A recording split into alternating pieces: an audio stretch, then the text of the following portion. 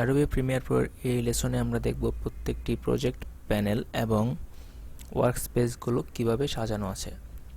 তো প্রথমে দেখুন যে উপরে file, edit, clip, sequence maker এগুলো আছে। তো এগুলো ফাইল থেকে যদি আমরা কোনো নিউ প্রজেক্টে যাই, তো আমরা নতুন কোনো প্রজেক্ট নিতে হলে নিউ প্রজেক্ট মানে ফাইল থেকে নিউ প্রজেক্ট নিতে পারবো বা নিউ সিকোয়েন্স নিতে পারবো।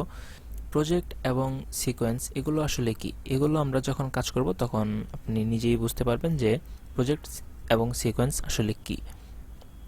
এখানে অনেকগুলো অপশন আছে, এগুলো আমরা বিস্তারিত পরে জানবো ধীরে ধীরে। আমরা এখন দেখব যে এই প্যানেলগুলো আসলে কি, কোথায় কি কাজ করা হয়। এখানে দেখুন যে ইম্পোর্ট মিডিয়া টু স্টার্ট, এই প্যানেলটির নাম হচ্ছে যে প্রজেক্ট। প্রজেক্ট হচ্ছে যে আমরা একটি প্রজেক্টে কাজ করার জন্য যে ভিডিও, অডিও এবং ইমেজ ইম্পোর্ট করব সফটওয়্যারের মধ্যে, এটি হচ্ছে এই প্রজেক্টের মধ্যে থাকবে, এখানে থাকবে। এবং লাইব্রেরিজ, মিডিয়া ব্রাউজার, ইফেক্ট এগুলো হচ্ছে যে আমরা এই প্রজেক্টে কাজ করার সময় ভিডিওতে এবং অডিওতে যে ইফেক্টগুলো ইউজ করবে সব ইফেক্ট এখানে আছে। এগুলোর মধ্যে ইফেক্ট দেয়া আছে এবং আপনি আপনার ইচ্ছা মতো কোনো ইফেক্ট এখান থেকে সার্চ করে বের করতে পারবেন। ধরুন যদি এই হঠাৎ করে আপনার এখানে এই প্যানেলটি ডিলিট হয়ে গেল, মানে আপনি এটি পাচ্ছেন না, তারপর ইফেক্ট এটিও ডিলিট হয়ে গেল, এখন তো আপনি হতাশ হবেন যে আসলে আমার এই প্যানেলটি কোথায় চলে গেল, আমি এগুলো এখন কিভাবে পাবো। এগুলো আসলে আপনি এখানে দেখুন যে আপনি যদি উইন্ডোতে যান, উইন্ডোতে গেলে আপনি এখানে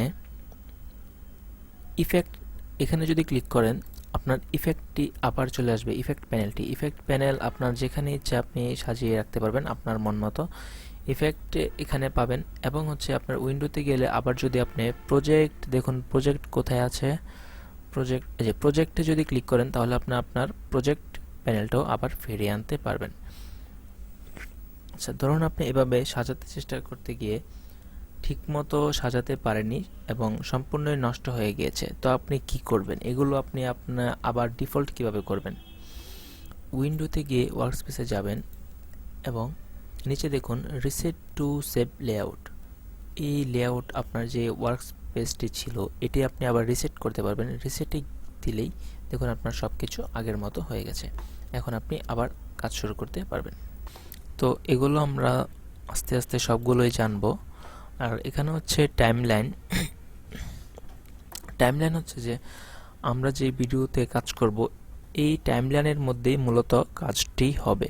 এই টাইমলাইনের মধ্যে ভিডিও, অডিও, ইমেজ সব কিছু ইম্পোর্ট করব, ড্র্যাগ করে নিয়ে আসব এবং এগুলো দিয়েই কাজ হবে। যখন আমরা কাজ করব তখন আপনি দেখলে নিজেই বুঝবেন। এবং উপরে এখানে হচ্ছে যে আমরা যে সিকোয়েন্সে কাজ করব, সিকোয়েন্সের যে ভিডিও আউটপুটটি এটা আমরা এখানে দেখতে পাবো। এবং আমার যেই ভিডিওটা নিয়ে আসবো এটি যদি আমি ওপেন করি তাহলে এখানে সোর্স ক্লিপের মধ্যে আমরা একটি ভিডিও দেখতে পারবো এবং যে কোনো ইফেক্ট ইউজ করলে ইফেক্ট কন্ট্রোল থেকে আমরা এটি কন্ট্রোল করতে পারবো। এবং অডিও ক্লিপ এরকম আরও অনেকগুলো প্যানেল আপনি উইন্ডো থেকে পাবেন, যেগুলো আপনি কাজ করতে আপনার সুবিধার্থে আপনি নিয়ে নিতে পারবেন। এখানে আমরা ধীরে ধীরে এগুলো সবগুলো সম্বন্ধেই আলোচনা করব। এবং এখন যেটি দেখাবো যে এই যে উপরে assembly, editing, colour, effect, audio এগুলো আসলে কি। যদি এরকম হয় যে আপনি এখন ভিডিও এডিটিং করবেন, যেগুলো বেসিক এডিটিং, ধরেন যে ভিডিও কাটবেন তারপর সিকোয়েন্স ওয়াইজ সাজাবেন, আপনার ইচ্ছা মতো কাটাকাটি করবেন, তো এডিটিংয়ে থাকলেই আপনার এভাবে সুবিধা হবে।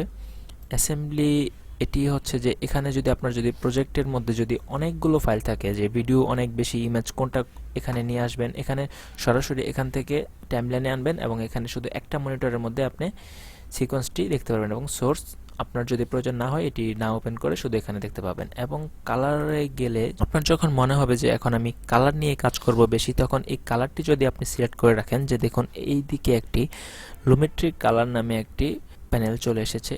লুমেট্রিক কালারের যে প্রিসেটগুলো আপনি পাবেন এখানেই দেখতে পাবেন এবং এখান থেকে আপনি ড্র্যাগ করে আপনার ভিডিওতে দিয়ে দিলেই সেটি কাজ হবে। এগুলো যখন আমরা কাজ করব তখন আপনি একটি একটি করে দেখবেন এবং বুঝতে পারবেন। এই লেসন এ পর্যন্তই ছিল এবং পরবর্তী লেসন দেখতে সাথে থাকুন। ধন্যবাদ।